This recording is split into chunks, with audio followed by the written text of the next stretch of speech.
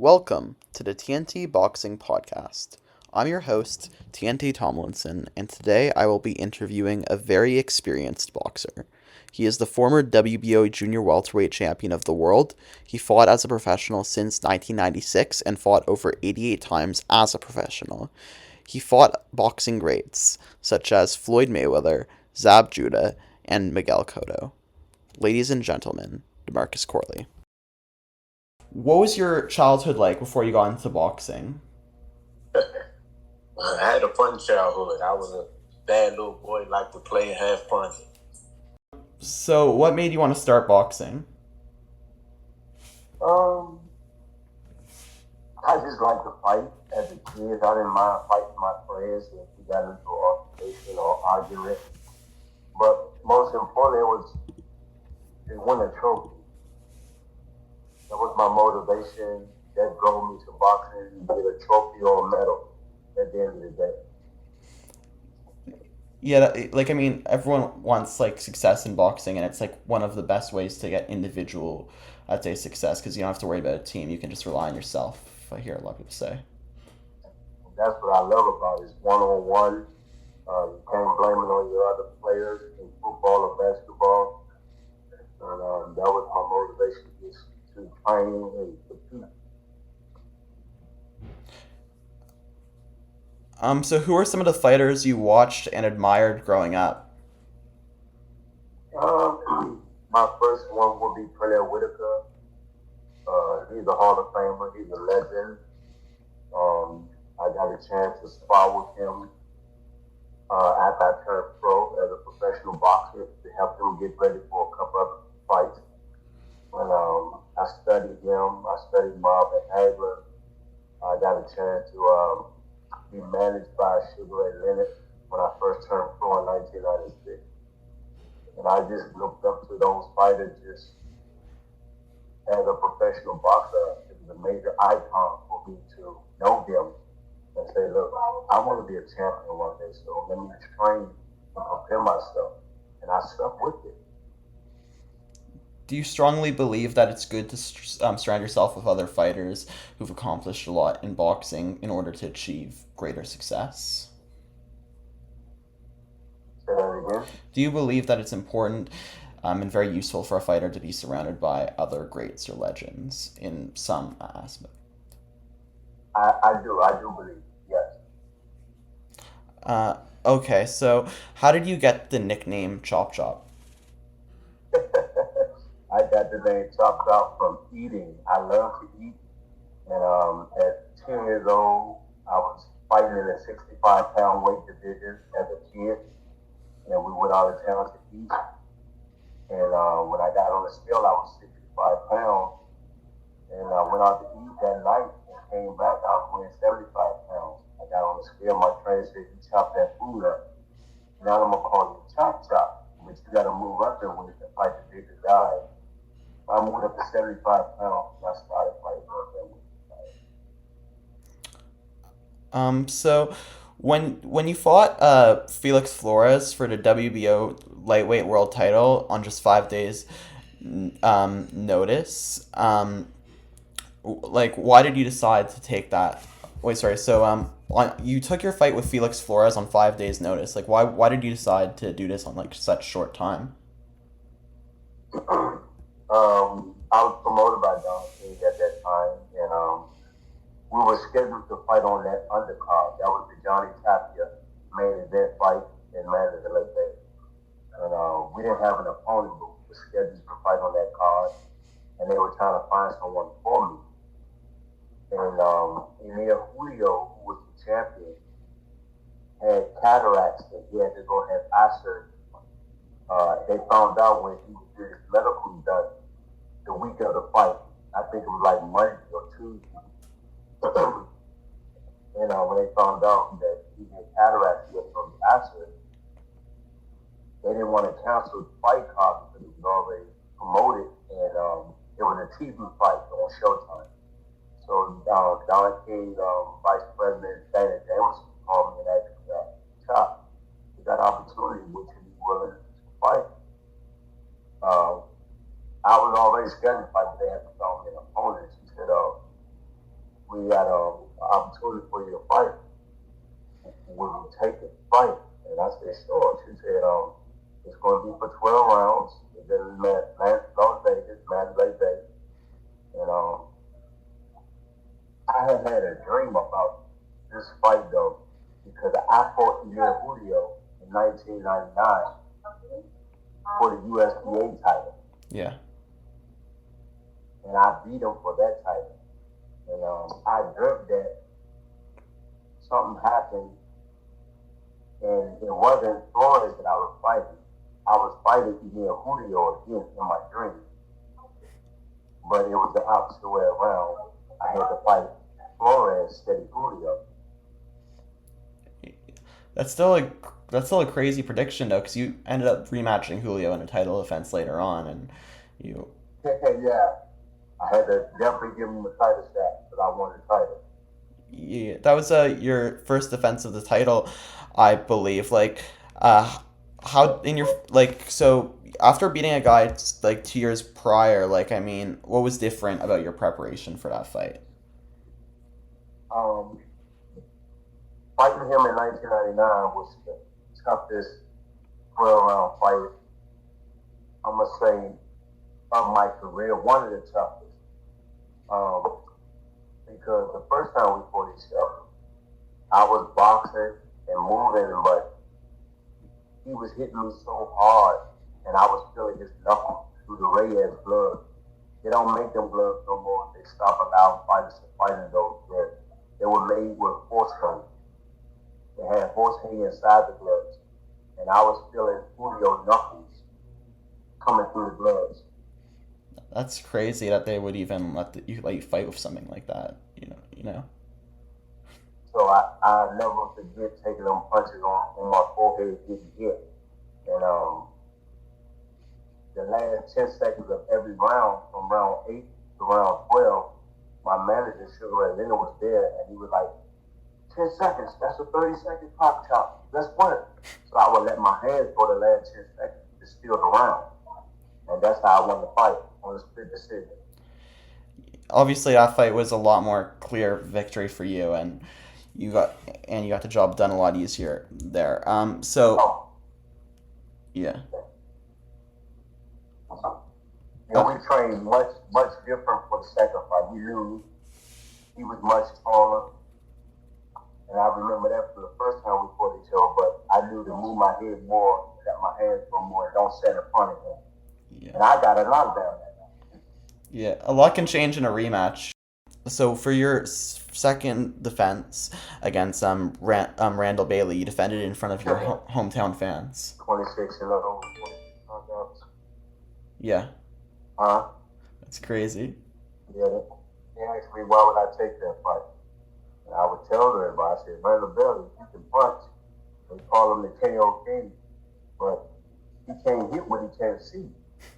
I had good legs and I knew how to move my head, so I said, we're going to box. And that was the game plan. Hit and not get hit, make them miss.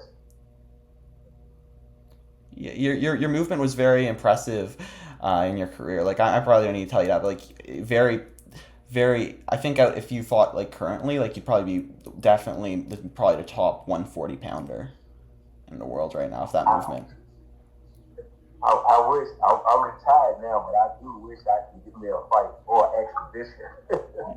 I ain't lying. I'm gonna be back in the gym soon like that for put me there, man. Floyd's having a lot of exhibitions now. Maybe give him a call. Man, I've been trying. He won't give me an exhibition because you know the mentality that I bring to the table when it comes to getting in that ring. I'm gonna really let my hands go when it comes to an exhibition or a real fight. Yeah. So you did some sparring with Floyd Mayweather and also Kostya Tszyu. What was that like? What was sparring with those guys like? What was any interesting sparring stories you have with them? Oh yeah. First we're gonna go with Floyd. I learned a lot from him, even though I'm older than him. Yes. Floyd's one of the greatest boxers of all time. Yeah, and what I learned from him after we fought each other, he would tell me, Chop, if you sleeping, I'm working, and I didn't understand that because we get a 3 hour time zone here. I'm on the East Coast, he's on the West Coast. 12 o'clock at night, I'm in the bed. 9 o'clock at night for him, he's just leaving the gym, doing strength and conditioning. When I get up at 6 or 7 o'clock to go running, he's just leaving the strip club. And I got a chance to stay with him for 2 weeks at his house. And he showed me how he preparation and train. He leave the strip club 5, 6 o'clock at night, and he will run from the strip club 6, 7 miles almost to his house on the highway, and he has the cars behind him blocking traffic. And he would do this every night. And I said, Floyd, I don't mind staying at the house, but I gotta go back to the hotel because I can't work like this. He said, this is what I do every day, 6 days a week. Wow. That group greatly contributed to his success in the ring too, his work outside of it. He's dedicated. He don't drink, he don't smoke. He like his candy, his gummies, and he's a workhorse. He's like 40, he's like in his late 40s now, and he's still like in great, excellent shape, still staying fresh, still fighting exhibitions. Yeah. I think he's 46 now. I'm 49. We're 3 years apart.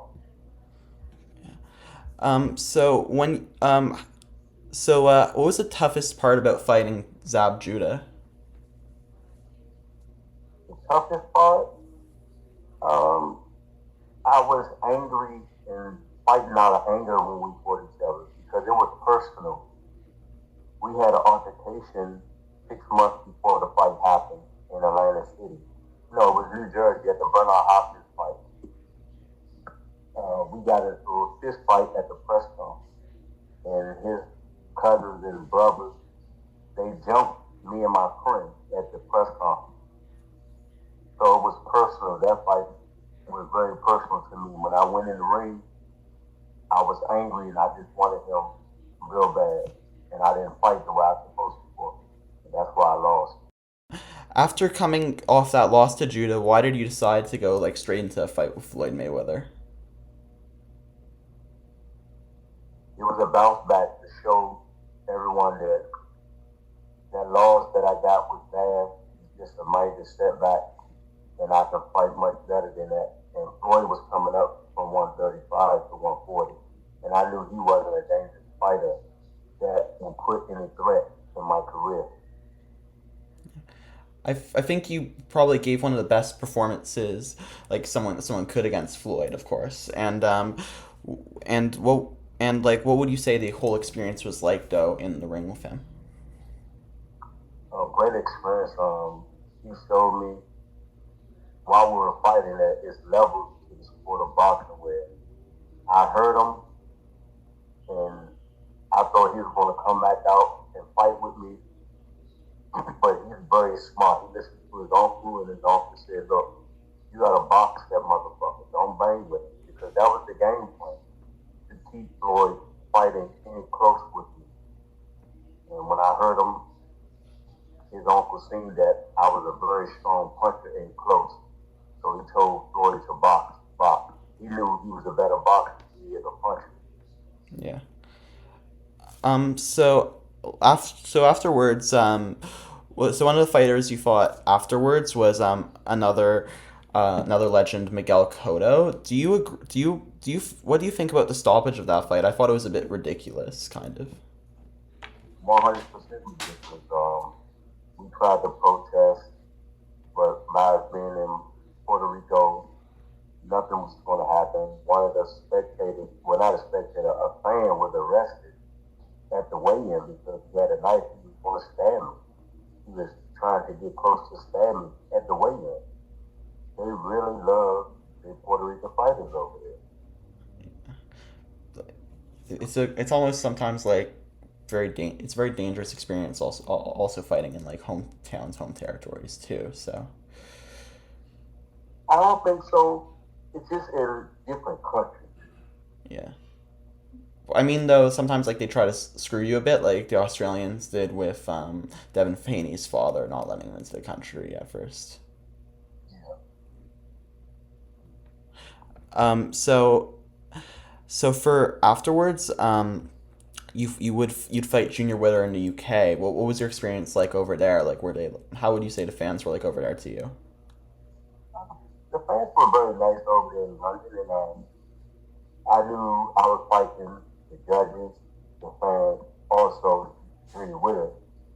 So I was fighting against three people at that moment. I knew I really had to show them that I was dominating the fight. But Junior Witter, he fought a small fight, and he had the crowd on his side, and he got the decision that night. And that fight meant a whole lot to me for the WBC title. Yeah. Speaking of that fight, I remember at one moment in that fight, you two would like. There was like this moment where you guys were just at a standstill together, like no punches were thrown. It was a very it was a moment that stuck out in my mind. What do you think of Witter's unique style, and how much of an outcome do you think it played in the fight? He has a style that's very awkward, similar to Prince Hamed. He fights similar like that awkward style. That standstill moment, it was like, come on, I'm trying to fight, and you just want to pose, and I'm not about to make no mistake, so you can catch me with an awkward shot. He's very awkward. Yeah. And do you out of your you've had a very long boxing career. Out of it, do you have any regrets or anything that you just like to kind of undo? I have 7 world titles and 88 professional fights. Some losses that were given to me didn't lose, but when you go out to the country, in Russia especially, I fought over in Russia a couple of times. I beat Ruslan Provodnikov, and they didn't give me that fight. I beat Madonna in Argentina, they didn't give me that one.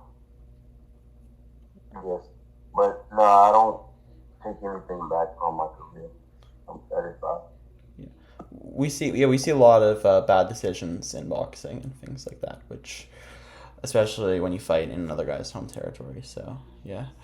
And one thing that interests me is that you designed a lot of the robes and shorts you wore in your fights. Could you talk to us a bit about your love of fashion and what were some of the things that you were inspired by designing your robes and shorts? Um, I got into fashion when I was in high school. I was a seamstress. I know how to make clothes. I could sew. I had several sewing machines, and I wanted to be a model as I grew up as a teenager because I loved having my picture taken. I don't want to be the person that's taking the pictures. I want to be in front of the camera, getting the picture taken of me. And modeling was something that really caught my eye. Because black is beautiful, and I like putting on clothes. I like taking my clothes off. I joined the swim team, so I didn't mind showing my body. So I knew I wanted to be a fashion designer, so I said I'm gonna start sewing and making my clothes. And my brother made my first pair of boxer trunks, and he charged me $150. And I said, "Why are you charging me?" He said, "Because it takes time, and I just gave you my time and labor. Now you gotta pay for it." And that opened my eyes to making clothes at that moment. So I joined home economics my 11th or 12th grade year, and I took it there, and I just kept running with it.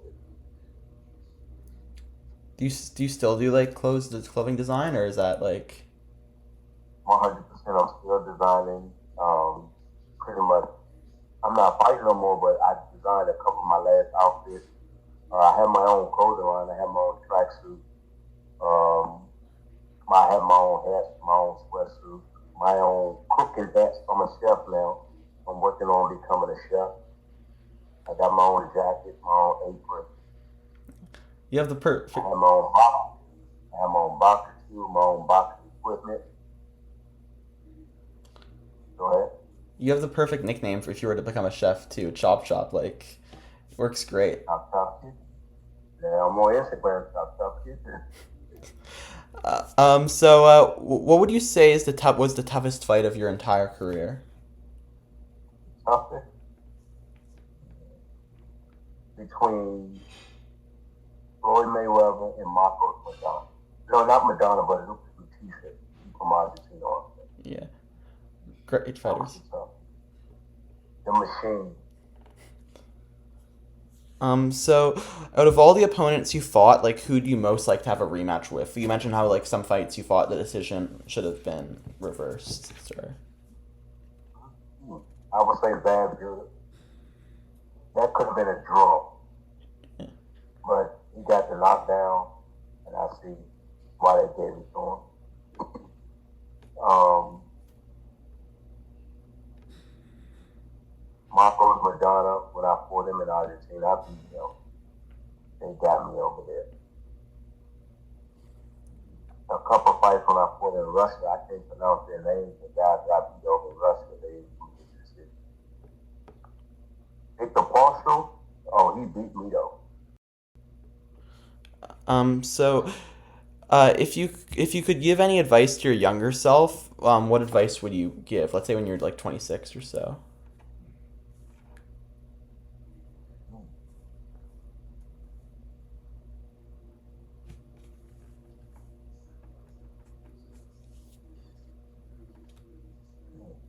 Wow. It's 26. Give myself right. I couldn't because I lived a great life when it came to the sport of boxing. I didn't smoke, I didn't drink, I didn't club. I was just dedicated. And I was married. Me and my wife got married when I was like 22, 23, and the love for boxing made me selfish when it came to my wife and kids. And she used to say, "You selfish, you selfish," because when I would get ready for a fight, I could have stayed home and trained, but I told my trainer and my manager, I want to go to training camp because I knew I would be more focused if I'm away from my family. And it makes you more meaner, like Marvin Hagler said. Training camp is isolation. It's like, it's not jail, but it's isolation for you to just think about nothing but getting ready for that fight. You don't have no friends that you can talk to. You just train, eat. That's it. Yeah, it's very strict and hard, and sometimes people have to like go very far away from their families, like overseas. Some people have to, I don't know, just some people are fortunate enough to train like in the same environment with them. But yeah, out of all the current fighters though, like who do you say is your favorite? My favorite, I wish I was much older. I did got a chance to see Sugar Ray Robinson. He's my idol. On top of my number two would be Cornell Whitaker. Number three would be Marvin Hagler. Then Sugar Ray Leonard. All time greats, all time greats, all great boxers, some of the greatest of all time, and some truly underappreciated fighters in the sport. So before we go, is there anything you'd like to promote?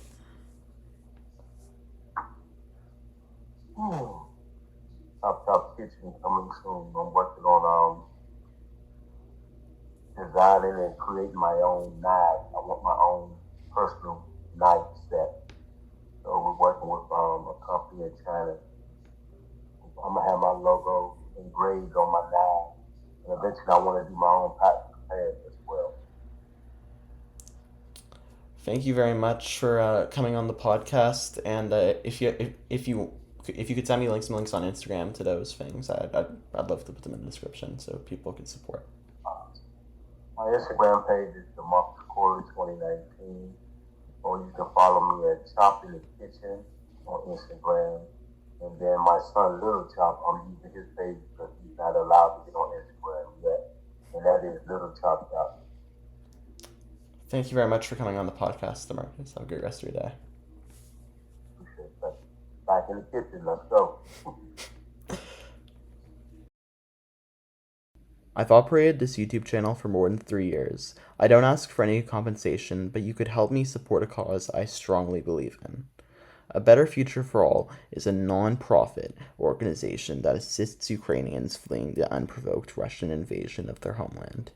A Better Future has provided material support, but just as importantly, helped Ukrainians find places to live and jobs to support themselves. They are continuing to do this, but can't do it alone. A Better Future is asking for any financial contributions you can make. No donation is too small, and no donation is too large. Use the link below to donate. Please know that your generosity is being put to good use, and you are making a difference for the better in the lives of people who desperately need it. Thank you.